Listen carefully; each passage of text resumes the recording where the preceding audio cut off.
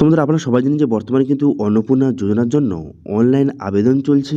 এবার যে শুধু আপনার অনলাইন আবেদন করে দিলে যে আপনার ব্যাংকে টাকা ঢুকে যাবে এরকম কিন্তু নয়। অনলাইন আবেদনের পর একটি কাজ আপনাকে করতে হবে। সেটা কি, সেটা আপনাকে জানিয়ে দেবো, এবং সঠিক পদ্ধতিতে কীভাবে আপনি অন্নপূর্ণা যোজনার জন্য অনলাইন আবেদন করবেন তারও স্টেপ বাই স্টেপ প্রসেস আপনাকে দেখিয়ে দেবো। এবং কোন ভুলগুলি আপনাকে একদম করা চলবে না, সেই ভুলগুলি করলে আপনার ফর্মটা কিন্তু বাতিল বা রিজেক্ট কিন্তু হয়ে যেতে পারে। এবং সঙ্গে এখন বর্তমানে অন্নপূর্ণা যোজনা অনলাইন আবেদনের পর একটি রিসিপ্ট যে শেষে বেরোচ্ছে, সেই রিসিপ্ট এবং ডকুমেন্টস কিন্তু বিডিও অফিসে জমা করতে বলছে। তো সেক্ষেত্রে কাদের এটা জমা করতে হবে, কাদের করতে হবে না, এবং সঙ্গে সবার কিন্তু অ্যাপ্লিকেশান, যারা অনলাইন অফলাইন যারা আবেদন করেছিলেন সবার অ্যাপ্লিকেশান ভেরিফিকেশান চলছে। তো সেক্ষেত্রে তারা কী ভেরিফিকেশান করছে, এবং 1 জুলাই থেকে যে টাকা ছাড়া হবে সেক্ষেত্রে কারা পাবে কারা পাবে না, এবং এডিট এবং স্ট্যাটাস আপনি কীভাবে চেক করবেন, এই সমস্ত আপডেট কিন্তু এই ভিডিওতে শেয়ার করে দেবো। সেই জন্য ভিডিওটা প্রথম থেকে শেষ পর্যন্ত অবশ্যই দেখুন মনোযোগ সহকারে। এবং আমাদের চ্যানেলে প্রথমবার ভিজিট করে থাকলে আমাদের চ্যানেলটিকে সাবস্ক্রাইব করে রাখুন এবং পাশে থেকে বেল আইকনটিকে অবশ্যই প্রেস করে রাখুন। তো চলুন আজকে ভিডিওটা শুরু করা যাক। তো সর্বপ্রথম আপনি দেখিয়ে দিই যে অন্নপূর্ণা যোজনার জন্য কীভাবে সম্পূর্ণ সঠিক পদ্ধতির মাধ্যমে অনলাইন আবেদন করবেন সেটা আপনাদের দেখিয়ে দিই। তারপর সম্পূর্ণ একে একে আপডেটগুলি আপনাদের শেয়ার করছি। প্রথম অনলাইন আবেদনটা দেখে রাখুন এবং কোন কোন বিষয়গুলি আপনাকে খেয়াল রাখতে হবে, কোন ভুলগুলি কিন্তু আপনাকে একদম করলে চলবে না, নাহলে কিন্তু আপনার ফর্মটা বাতিল হয়ে যেতে পারে। সেই জন্য মনোযোগ সহকারে প্রথম থেকে শেষ পর্যন্ত ভিডিওটা না টেনে দেখতে থাকুন।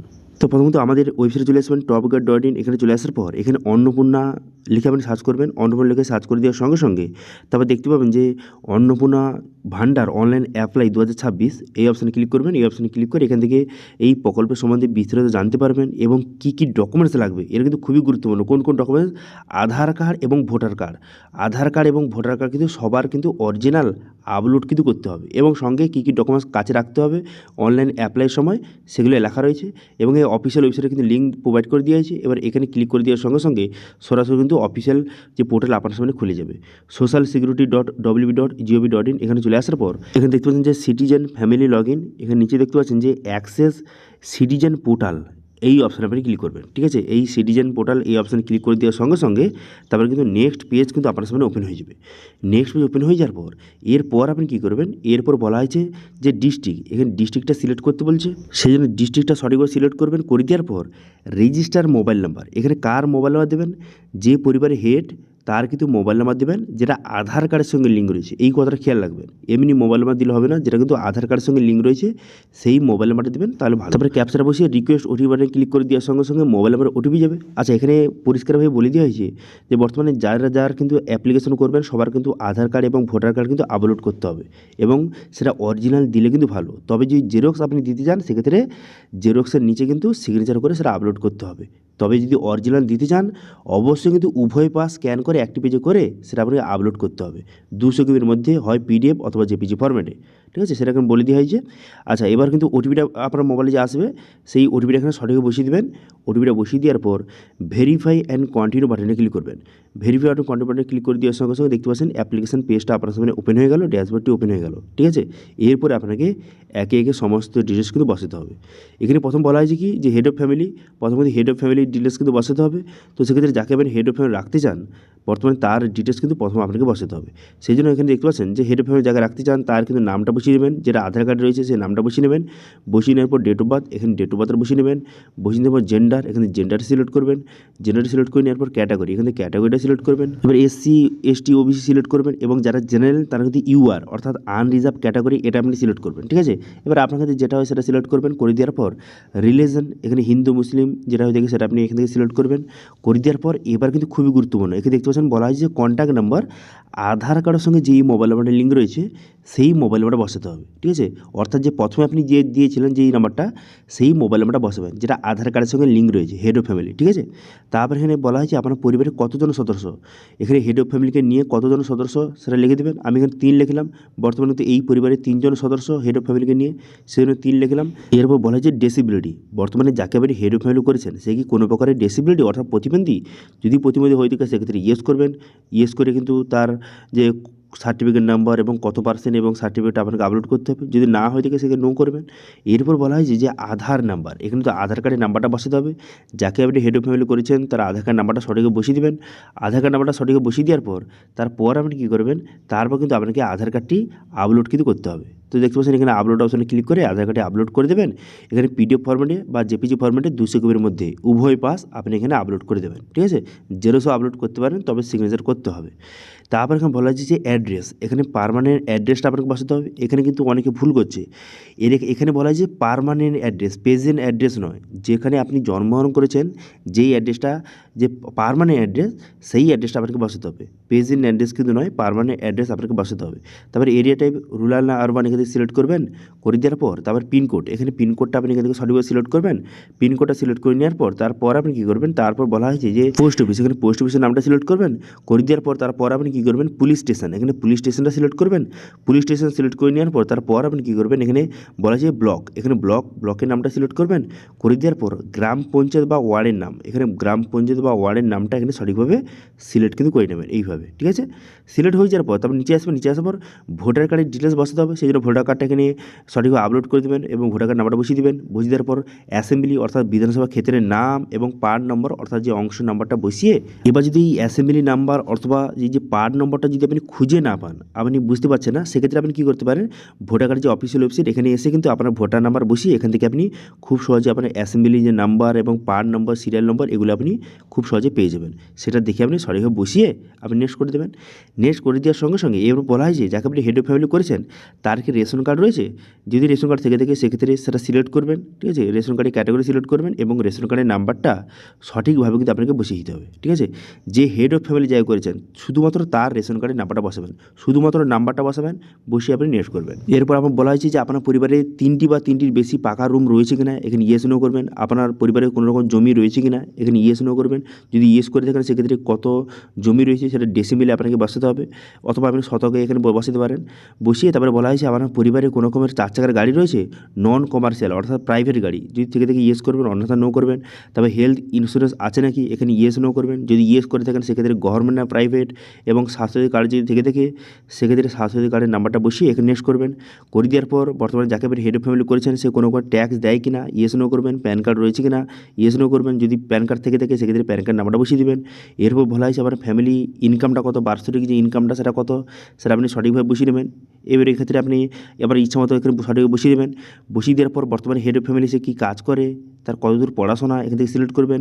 করে দেওয়ার পর তারপরে বর্তমানে যে হেড অফ ফ্যামিলি যাকে রেখেছেন সে কোনো এমএলএ এমপি এইসব কাজে রয়েছে কিনা, অথবা কোনো গভর্নমেন্টের পেনশন পায় কিনা, জিএসটি নম্বর আছে কিনা, এখানে ইয়েস নো করে এখানে নেক্সট করবেন। করে দেওয়ার পর তারপরে সিএ অথবা এসআই ট্রাইব্যুনালে আবেদন করেছে কিনা, এখানে ইয়েস নো করবেন, অথবা নট অ্যাপ্লিকেবল সিলেক্ট করে নেক্সট করে দেবেন। তারপরে বলা হয় যে কোনো রকমের যে গভর্নমেন্টের স্কিমের টাকা বর্তমানে ডিবিটির মাধ্যমে পাচ্ছে কিনা, এখানে ইয়েস নো করবেন। করে দেওয়ার পর সেভ করে দেবেন।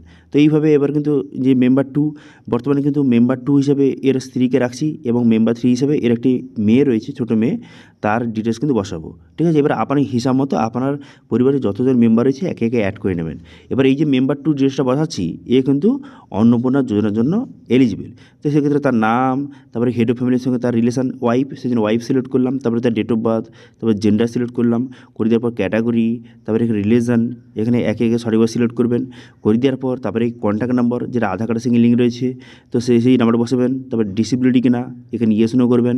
করে দেওয়ার পর আধার কার্ডের নাম্বারটা বসিয়ে দেবেন। আধার কার্ড নাম্বারটা বসিয়ে দেওয়ার পর আধার কার্ডে আপলোড করে দেবেন সঠিকভাবে। তারপর আপনি কী করবেন, তারপর বলা হয়েছে যে ভোটার কার্ড, এখানে ভোটার কার্ডটি যে সঠিকভাবে আপলোড করতে হবে, ভোটার কার্ড নাম্বার বসিয়ে আপলোড করে দেবেন। করে দেওয়ার পর অ্যাসেম্বলি, এখানে অ্যাসেম্বলির নাম্বারটা বসিয়ে দেবেন। বসিয়ে দেওয়ার পর পার্ট নাম্বার বসিয়ে দেবেন। তো এইভাবে একে একে সমস্ত ডিটেলসটা বসিয়ে আপনি কী করবেন, এখানে নেক্সট বাটনে ক্লিক করবেন। নেক্সট বাটনে ক্লিক করে দেওয়ার সঙ্গে সঙ্গে তারপর বলা হয়েছে যে কোনো রকমের ইন্স্যুরেন্স রয়েছে কিনা, হেলথ ইন্স্যুরেন্স যদি স্বাস্থ্যসাথী কার্ড থেকে থাকে সেক্ষেত্রে সেটা সিলেক্ট করবেন। করে দেওয়ার পর নাম্বারটা বসিয়ে এখানে নেক্সট করবেন। নেক্সট করে দেওয়ার পর তারপর বলা হয়েছে কোনো রকমের যে প্রফেশনাল ট্যাক্স দেয় কিনা, অথবা প্যান কার্ড রয়েছে কিনা, এখানে ইয়েস নো করে প্যান কার্ড নাম্বারটা বসিয়ে দেবেন। বসিয়ে দেওয়ার পর কী কাজ করে বর্তমানে মেম্বার 2 জায়গায় সিলেক্ট করেছেন এখান থেকে সেটা সিলেক্ট করবেন। করে দেওয়ার পর তারপরে বর্তমানে এডুকেশনাল কোয়ালিফিকেশান কতদূর পড়াশোনা সেটা সিলেক্ট করবেন। করে দেওয়ার পর তারপরে কোনো রকমের যে এইসব পদে রয়েছে কিনা MLMP, তো সেটা সিলেক্ট করবেন, ইয়েস নো করবেন। কোনো গভর্নমেন্টের পেনশন পায় কিনা, GST নম্বর আছে কিনা, ইয়েস নো করে এখানে নেক্সট করে দেবেন। তারপরে বর্তমানে CA-তে অথবা SR ট্রাইব্যুনালে আবেদন করেছে কিনা, এখানে ইয়েস নো করে এখানে নেক্সট করবেন। তারপর বলা হয়েছে এখানে খুবই গুরুত্বপূর্ণ, এখানে কিন্তু খুবই গুরুত্বপূর্ণ, এখানে বলা হয়েছে যে অন্নপূর্ণা যোজনা, এখানে কিন্তু অবশ্যই আপনাকে ইয়েস করতে হবে, ঠিক আছে। যখনই আপনি মেম্বার হিসাবে কোনো রকম মহিলাকে সিলেক্ট করবেন এবং তার বয়স যদি 25 থেকে 60 বছরের মধ্যে হয়ে থাকে, তখনই কিন্তু এই অপশানটা অটোমেটিক শো হয়ে যাবে। তখনই আপনি কিন্তু এখানে ইয়েস আই এম অ্যাপ্লাইং এটা কিন্তু সিলেক্ট করবেন, ঠিক আছে। এটা কিন্তু শুধুমাত্র মহিলার জন্য। তারপরে বলা হয়েছে এই যে মহিলা বর্তমানে কোনো রকমের গভর্নমেন্টের স্কিমের টাকা ডিবিটির মাধ্যমে পাচ্ছে কিনা, এখান থেকে সেটা সিলেক্ট করবেন। হ্যাঁ, এই মহিলা কিন্তু লক্ষ্মী ভাণ্ডার পাচ্ছিল, সেদিন লক্ষ্মী ভাণ্ডার এখান থেকে আমি সিলেক্ট করে নিচ্ছি। এবার বর্তমানে বলা হয়েছে যে লক্ষ্মী ভাণ্ডার আপনি কি বন্ধ করতে চান, যেহেতু আপনি অন্নপূর্ণা ভাণ্ডারে ট্রান্সফার হয়ে যাচ্ছেন, সেই জন্য লক্ষ্মী ভাণ্ডার বন্ধ করতে চান, সেই জন্য এখানে ইয়েস কিন্তু সিলেক্ট করবেন, ঠিক আছে। ইয়েস সিলেক্ট করে এখানে সেভ ড্রাফট অপশানে ক্লিক করে সেভ করে নেবেন, ঠিক আছে। এবার হচ্ছে দুজন হয়ে গেল। এবার মেম্বার 3, এবার মেম্বার 3 বর্তমানে আমি কিন্তু এর মেয়েকে রাখছি, ছোটো একটা মেয়ে রয়েছে, তার কিন্তু 18+ বয়স হয়নি, সেজন্য চাইল্ড এখান থেকে সিলেক্ট করে নেবো। সিলেক্ট করে নেওয়ার পর তার নাম এবং হেড অফ ফ্যামিলির সঙ্গে তার রিলেশন, যেহেতু মেয়ে সেজন্য ডটার সিলেক্ট করলাম। করে দেওয়ার পর তারপর ডেট অফ বার্থ বসিয়ে দেবেন। বসিয়ে দেওয়ার পর জেন্ডার সিলেক্ট করবেন। করে দেওয়ার পর ক্যাটাগরি এখান থেকে সার্টিফিকেট সিলেক্ট করবেন। করে দেওয়ার পর তারপর রিলিজন এখানে হিন্দু মুসলিম যেটা থেকে সেটা সিলেক্ট করবেন। করে দেওয়ার পর তারপর আধার কার্ডের সঙ্গে কোন মোবাইল লিঙ্ক রয়েছে সেটা বসাবেন। তারপর ডিসেবিলিটি কিনা ইয়েস নো করবেন। তারপরে আধার কার্ড নাম্বারটা বসিয়ে দেবেন। আধার কার্ড নাম্বারটা বসিয়ে দেওয়ার পর তারপরে আধার কার্ডটি আপনাকে আপলোড করে দিতে হবে। এখানে কোনো প্রকারের ভোটার কার্ডের ডিটেলস আপলোড করতে হবে না, যেহেতু চাইল্ড সেজন্য ভোটার কার্ড লাগবে না, সেই জন্য আধার কার্ডটা সঠিকভাবে আপলোড করে দেওয়ার পর তারপর আপনি কী করবেন, এখানে নেক্সট বাটনে ক্লিক করবেন। নেক্সট বাটনে ক্লিক করে দেওয়ার সঙ্গে সঙ্গে তারপরে বলা হয় যে বর্তমানে হেলথ ইন্স্যুরেন্স রয়েছে কিনা, এখানে ইয়েস নো করবেন। যদি না থেকে দেখে সেক্ষেত্রে নো করবেন। নো করে আপনি নেক্সট বাটনে ক্লিক করবেন। নেক্সট বাটনে ক্লিক করে দেওয়ার পর তারপরে এখানে এমপ্লয়মেন্ট ইনকাম এগুলো বসাতে হবে না, আপনি নেক্সট করবেন। করে দেওয়ার পর বর্তমানে CA-তে অথবা SR ট্রাইব্যুনালে আবেদন করেছে কিনা, এখানে ইয়েস নো করে এখানে নেক্সট করবেন। করে দেওয়ার পর কোনো গভর্নমেন্টের স্কিমের বেনিফিট পাচ্ছে কিনা, এখানে ইয়েস নো করবেন। করে দেওয়ার পর এখানে কিন্তু খুবই গুরুত্বপূর্ণ, এখানে বর্তমানে যখন আপনি চাইল্ড সিলেক্ট করবেন তখন তো এই অপশানটা শো হবে যে বর্তমানে সে কোন ক্লাসে পড়ে, এখানে সিলেক্ট করতে হবে। কোন স্কুলে পড়ে, স্কুলের নামটা বসাতে হবে, সেটা গভর্নমেন্ট না প্রাইভেট সেটা সিলেক্ট করতে হবে। করে দেওয়ার পর তারপর নিচে আসবেন। নিচে আসার পর এখানে বর্তমানে ভ্যাকসিন নিয়েছে কিনা এটা কিন্তু আপনাকে সিলেক্ট করতে হবে। এখানে অবশ্যই কিন্তু ইয়েস সিলেক্ট করবেন। ইয়েস সিলেক্ট করে সেভ করে দেবেন। তারপর সবার ডিটেল বসানো হয়ে যাওয়ার পর তারপর ডিক্লারেশন কনসার্ন এই অপশানে ক্লিক করবেন। তারপরে ঠিক চিহ্ন মারবেন। ঠিক চিহ্ন মেরে দেওয়ার পর প্রিভিউ অ্যান্ড সাবমিট বাটনে ক্লিক করে দেওয়ার সঙ্গে সঙ্গে পুরো পিভিটা শো হয়ে যাবে। ভালো করে পুরো পিভিটা দেখে নেবেন। দেখে নেওয়ার পর যদি সব কিছু ঠিকঠাক থেকে থাকে সেক্ষেত্রে আপনি কী করবেন, এখানে সাবমিট অ্যাপ্লিকেশন অপশানে ক্লিক করবেন। করে দেওয়ার পর সঙ্গে সঙ্গে অ্যাপ্লিকেশনটা যে সাবমিট হয়ে যাবে এবং একটি অ্যাপ্লিকেশন নাম্বার প্রোভাইড করবে, এটা আপনি প্রিন্ট আউট করে নেবেন। প্রিন্ট আউট হয়ে যাওয়ার পর তারপর নিচে আসবেন। নিচে আসার পর ডাউনলোড ফর্ম অপশানে ক্লিক করে এই ফর্মটা কিন্তু আপনাকে ডাউনলোড কিন্তু করে নেবেন। এবার মেন কথা হলো এই ফর্মটা কি বর্তমানে জমা করতে হচ্ছে? হ্যাঁ, এই ফর্মটা কিন্তু জমা করতে হচ্ছে। কিছু কিছু যে এলাকায় বিডিও অফিস থেকে কল করে বলা হচ্ছে বর্তমানে কিন্তু আপনি অ্যাপ্লিকেশন যে করেছেন সেই অ্যাপ্লিকেশান রিসিপ্টটা এবং আপনার সমস্ত ডকুমেন্টস নিয়ে কিন্তু আপনাকে বিডিও অফিসে যেতে হবে। অনেকের কিন্তু শুধুমাত্র রিসিপ্ট জমা দিতে বলছে, অনেকের আবার বলছে যে রিসিপ্ট সমেত সমস্ত ডকুমেন্ট। তো এটা কী জন্য? দেখুন, বর্তমানে আপনার এলাকায়, ঠিক আছে, আপনার যেখানে বসবাস করেন সেই বিডিও অফিস থেকে কী বলা হচ্ছে সেটা আপনি শুনবেন। যদি বলে যে শুধু রিসিপ্টটা জমা দিতে, সেক্ষেত্রে শুধু রিসিপ্টটা জমা দেবেন। যদি বলে যে রিসিপ্ট সময় ডকুমেন্টস জমা দিতে, তো সেক্ষেত্রে সেরকম করবেন। এটা কেন হচ্ছে? যারা কিন্তু অফলাইনে জমা করেনি, যারা ডাইরেক্ট কিন্তু অনলাইনে জমা করেছে, ঠিক আছে, যারা কিন্তু অফলাইনে জমা করেনি, যারা কিন্তু ডাইরেক্ট অনলাইন করছে, তো সেক্ষেত্রে তাদের ডকুমেন্টস ভেরিফিকেশনের জন্য রিসিপ্ট সমেত ডকুমেন্টস কিন্তু যে ডেকে পাঠাচ্ছে, নিয়ে কিন্তু ডেকে পাঠাচ্ছে বিডিও অফিস থেকে। এবং কিছু কিছু বিডিও অফিস থেকে কিন্তু সবাইকে, যারা কিন্তু যে আগে অফলাইনে জমা করেছে আবার তারা অনলাইন আবেদন করছে, অনলাইন আবেদনের পর একটা রিসিপ্ট যে বেরোচ্ছে সেটা নিয়ে কিন্তু সেই রিসিপ্টটা জমা করতে বলছে। তো সেক্ষেত্রে আপনার বিডিও অফিস থেকে যেরকম বলবে, যদি জমা করতে বলে তো জমা করবেন, যদি না জমা করতে বলে সেক্ষেত্রে জমা করার কোনো রকম দরকার নেই, ঠিক আছে। আমাদের বর্তমানে বিডিও অফিস থেকে যে ঘোষণা করে দিয়েছে সবাইকে রিসিপ্ট কিন্তু জমা করতে হবে, সেই জন্য আমরা জমা করব। এবার আপনারা যদি না ফোন করে বা না জমা দিতে বলে সেক্ষেত্রে জমা করার কোনো রকম দরকার নেই, ঠিক আছে। এবার মেন কথা হলো আপনি স্ট্যাটাস কীভাবে চেক করবেন। দেখুন, স্ট্যাটাস কিন্তু অনলাইনে কোনো প্রকারে চেক করা যাচ্ছে না। তবে যদি আপনি চান সেক্ষেত্রে বিডিও অফিসে কিন্তু সেই রিসিপ্টটা নিয়ে গেলে তারা কিন্তু বলে দেবে যে আপনার অ্যাপ্লিকেশনটা বর্তমানে কোন পর্যায়ে রয়েছে, সেটা অ্যাপ্রুভ হয়েছে নাকি রিজেক্ট হয়েছে, কোন পর্যায়ে রয়েছে তারা কিন্তু জানিয়ে দেবে, ঠিক আছে। এবার মেন কথা হলো যদি আপনি অ্যাপ্লিকেশনে কোনো প্রকারে ভুল করেন সেক্ষেত্রে এডিটটা কীভাবে করবেন। দেখুন, বর্তমানে যদি কোনো প্রকারে আপনি ভুল করেন সেক্ষেত্রে আপনাকে কোনো কিছু করতে হবে না, বিডিও অফিস থেকে কিন্তু কল করা হচ্ছে। ওই 1-2 দিন আগে কিন্তু আমাদের এখানে একজনে কল করেছিল, সে কিন্তু ভোটার কার্ডটি ভুল আপলোড করে দিয়েছিল। সেই জন্য কিন্তু যে বিডিও অফিস থেকে কিন্তু কল করেছিল, ঠিক আছে? কল করে তাকে কিন্তু আবার অ্যাপ্লিকেশান নিয়ে যে ডকুমেন্টসটা নিয়ে সেখানে বিডিও অফিসে যেতে বলছে, তারা কিন্তু সেইটা সংশোধন করে দেবে, ঠিক আছে? তো এইভাবে কোনো রকম ভুল করলে বিডিও অফিস থেকে কল করে আপনাকে সংশোধন কিন্তু করে দেওয়া হবে। এবার মুখ্যমন্ত্রীর ঘোষণা অনুযায়ী 1 জুলাই থেকে কিন্তু টাকা ছাড়া হবে। এবার এই টাকা যদি আপনি পেতে চান, সেক্ষেত্রে শুধু অনলাইন করলে কিন্তু চলবে না। অনলাইনের পরে আরও কাজ করতে হবে। কী কাজ করতে হবে? সেটা হচ্ছে আপনার ডিবিটি লিঙ্ক। ব্যাংকের সঙ্গে আপনার ডিবিটি লিঙ্কটা রয়েছে কিনা অবশ্যই একবার চেক করে নেবেন। যদি লিঙ্ক না থেকে থাকে সেক্ষেত্রে আপনাকে অবশ্যই কিন্তু লিঙ্কটা করে নিতে হবে। কারণ ডিবিটির মাধ্যমে কিন্তু অন্নপূর্ণা যোজনার টাকা আপনার ব্যাংকে আসবে। সেগুলো ডিবিটি লিঙ্কটা আছে কিনা চেক করে নেবেন। যদি লিঙ্ক না থাকে সেক্ষেত্রে যত তাড়াতাড়ি সম্ভব আপনি লিঙ্কটা কিন্তু করে নেবেন। কীভাবে লিঙ্ক করবেন সেটা নিয়ে অলরেডি ভিডিও কিন্তু আমাদের চ্যানেলে রয়েছে, সেটা দেখে কিন্তু আপনি খুব সহজেই লিঙ্কটা করে নেবেন। তাহলে কিন্তু খুব সহজে আপনার অ্যাকাউন্টে টাকা কিন্তু ঢুকে যাবে ডিবিটির মাধ্যমে, ঠিক আছে? আচ্ছা, এবার মেন কথা হলো যে ভেরিফিকেশান বর্তমানে কিন্তু চলছে। এবারে ভেরিফিকেশানে কী ভেরিফিকেশান করা হচ্ছে? প্রথম যেটা ভেরিফিকেশান করা হচ্ছে সেটা হচ্ছে আপনার ভোটার কার্ড। সেই জন্য ভোটার কার্ড কিন্তু খুবই গুরুত্বপূর্ণ। সেই জন্য ভোটার কার্ডে যে আপনি আপলোড করবেন, বর্তমানে কিন্তু অনেকেই কী হচ্ছে যে যাদের ভোটার কার্ড বন্ধ হয়ে গেছে, অনেকে দেখবেন যে ভোটার কার্ড WB দিয়ে শুরু, সেই সব ভোটার কার্ড কিন্তু বন্ধ হয়ে গেছে। এবার সেই ভোটার কার্ড যদি আপনি আপলোড করেন, সেক্ষেত্রে কিন্তু আপনার ফর্মটা রিজেক্ট বা বাতিল কিন্তু হয়ে যেতে পারে। সেক্ষেত্রে বর্তমানে সেই সব ভোটার কার্ডের নাম্বার কিন্তু চেঞ্জ হয়ে গেছে। সেক্ষেত্রে নতুন ভোটার কার্ডে আপনি অনলাইন থেকে ডাউনলোড করে, নতুন যে ভোটার কার্ডটি অনলাইন থেকে ডাউনলোড করে সেই ভোটার কার্ডটি আপনি আপলোড কিন্তু করবেন, ঠিক আছে? প্রথম কিন্তু তারা দেখছে কি যে ভোটার কার্ডে সব ঠিকঠাক আছে কিনা, অথবা এসআর থেকে কারোর নাম বাদ গিয়েছে কিনা, এই সব ডিটেলস কিন্তু তারা চেক করছে, ঠিক আছে? এইসব ভেরিফিকেশান চলছে ইতিমধ্যে। এবার ভেরিফিকেশান হয়ে যাওয়ার পর 1 তারিখের মধ্যে, ঠিক আছে, 1 জুলাই থেকে জুলাইয়ের মধ্যে যতজনের ভেরিফিকেশান কমপ্লিট হয়ে যাবে এবং ডিএম থেকে অ্যাপ্রুভ করে দেওয়া হবে, তারা কিন্তু 1 জুলাই কিন্তু টাকা পাবে, ঠিক আছে? এবার সবাই যে একসঙ্গে যে টাকা পেয়ে যাবে এরকম নয়।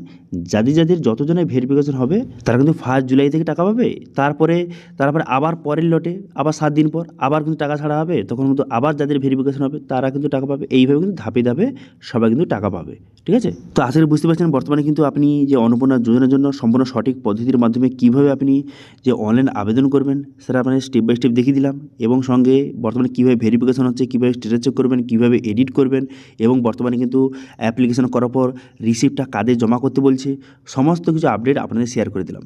যদি ভিডিওটা ভালো লেগে থাকে ভিডিওটাকে লাইক করবেন এবং ভিডিও কিন্তু বন্ধুর সঙ্গে শেয়ার করে দেবেন, এবং আমাদের চ্যানেলে প্রথমবার ভিজিট করে থাকলে আমাদের চ্যানেলটিকে সাবস্ক্রাইব করে রাখুন এবং পাশে থেকে বেল আইকনটিকে অবশ্যই প্রেস করে রাখুন। আজকে ভিডিওটা এই পর্যন্তই, দেখা হচ্ছে নেক্সট ভিডিওতে। Thank you.